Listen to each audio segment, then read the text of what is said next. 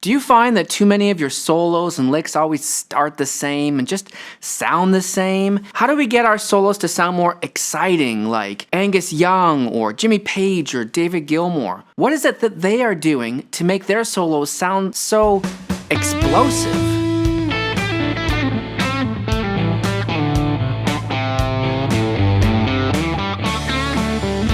One of the techniques they're using is anticipation, and you can hear this right from the very first note of the solo on Highway to Hell. That note comes just a little bit early, and it's not only that it's early, it comes on a very specific beat. What is that beat? It's what we would call the end of 4. If most of our songs are in 4/4 time, which they are in rock and roll, that means that we have beats 1, 2, 3, 4, and those beats are our down beats, we call them. The beats in between those are up, so it's 1 and 2 and 3 and 4 and it's that one that is a very, very effective beat to use anticipation on. It makes it sound like that lick just can't wait to get out.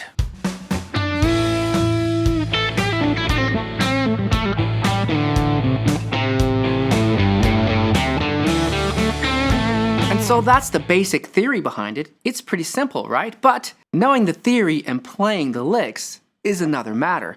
How are we able to find where that end of 4 is whenever we need it? That means we need to practice a little, right? We're going to practice hitting the end of 4 with some simple licks. So let's hear what the end of 4 sounds like. What a better way to do that than to try what the kids now call a boomer bend. Why are they calling it that? I don't know. I think boomers are great. I think boomer bends are great. Now that can be a little hard to hear exactly where the end of 4 is when you have that big drum fill. So let's simplify the background and we're just going to put on a metronome. It's just a hi-hat tapping 4 beats. And there's the end of 4. It's an upbeat, right? So if this hi-hat is tapping 1, 2, 3, 4, it's right after that last one, the 4. If you're finding that hard, what you can do is you can slow down the metronome a bit, but don't slow it down too much, because if the metronome is really slow, it can actually be kind of hard to find where the upbeat is because there's so much empty space, right? What you can do is you can tap your foot. If you're tapping your foot on all the downbeats, 1, 2, 3, 4, then that means that when your foot is up in the air, when your toe is pointed up, those are the upbeats, right? You can exaggerate the way your foot moves to make it even easier to feel where it is, like 1 and 2 and 3 and 4 and like that. That's the end of 4. I'll count it in. 1, 2, 3, 4. So in this case, I'm just letting that note ring for a bit, right? The fact that we're starting on the end of 4 is cool enough. It doesn't really need to be that much of a hot lick after that. Just let it ring. We've already done the anticipation to make it sound cool. We can take a moment to think about what we want to play next. And what do we want to play next? Almost anything from A minor pentatonic in this case. Any cool, classic rock lick that you've got. And if you don't have any of those, just try any of the notes on the scale. Any of those notes will sound good.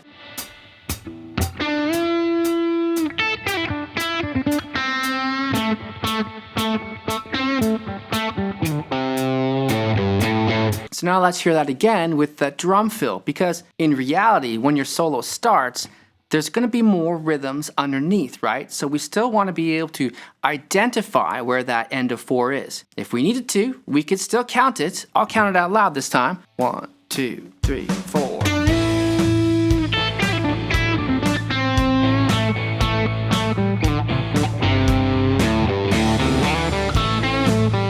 This week on our Patreon, we're going to have this jam track, we're going to have these licks written out in tab, which you can download, and we're going to have additional practice tips that will help you nail any lick on any beat whenever you need it. Now, it's not only the end of 4 that we could use to anticipate. We could even start a little lick earlier. Let's say we start on the end of 3, and we'll use a few different notes to change it up.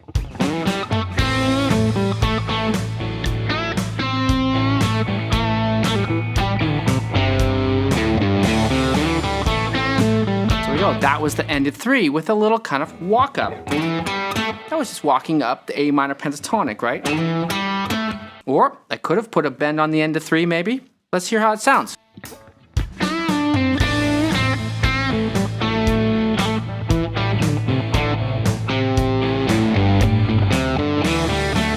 go, that was a bend on the end of 3. Now, you could hit any potential end at any moment in a solo. It doesn't always have to be starting your solo with anticipation. Maybe you want to start your second phrase of the solo also with anticipation. So let's start that first phrase with that end of 3 walk, and then I'm going to do a second phrase with anticipation. I'm not sure where yet.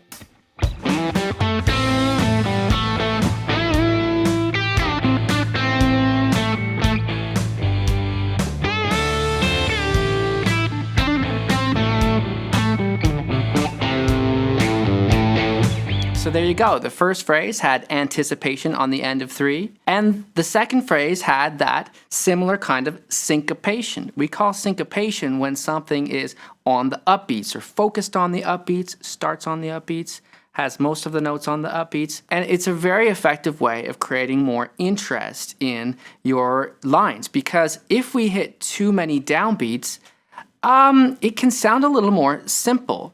It's not always a bad thing. Hitting those downbeats is a style of its own, right? If you check out the solo from Black Sabbath's Paranoid, that solo is so many downbeats, but somehow it's still really cool. Now, this jam track that we're using is going to help you out a little bit, because you may notice that some of those chords are changing on the end of 4.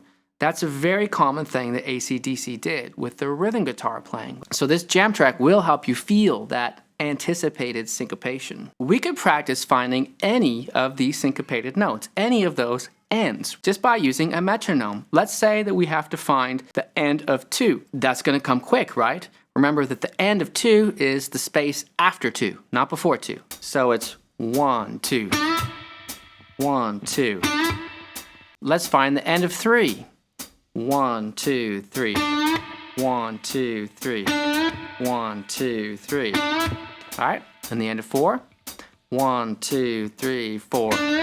Just as we can do anticipation, we could also do the opposite. In fact, Santana does this a lot. He waits until after beat 1, just after beat 1. Very often he'll play the end of 1. 1, 2, 3, 4, 1. 1, 2, 3, 4, 1. Remember, if you're having troubles finding those, use your foot. You can tap your foot. The downbeats are 1, 2, 3, 4. The upbeats are when your toes in the air. 1, 2, 3, 4, 1. Now, admittedly, this is not a very Santana sounding jam track. This is very AC/DC, but doesn't mean we still can't use this kind of syncopation. So let's hear the end of 1 with that track.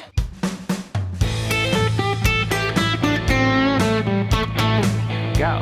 That's end of 1, right? It comes right after the downbeat. 1, 2, 3, 4, 1.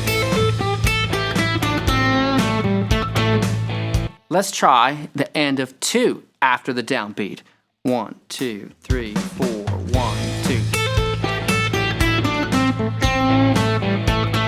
So for comparison, let's hear how the boomer bend sounds without the anticipation. I'm gonna hit it on beat 1.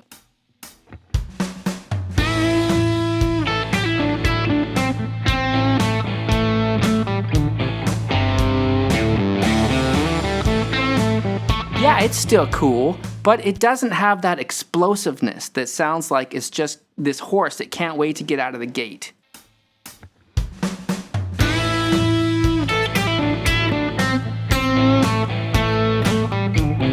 So how you practice it? Well, one way is you can look for some solos that have that kind of anticipation, and you can learn those solos, or even just those parts with the anticipation, you know, like the solo from Highway to Hell. Right at the beginning, it's an end of 4 anticipation. And use jam tracks. Make sure that you're really listening to the kick drum and the snare and looking for those anticipation moments. Whenever you start a phrase, make it a goal to anticipate beat 1 every now and then. We wouldn't want to do it with every phrase, that would get repetitive, but it's especially effective for a first phrase and even throughout your solo.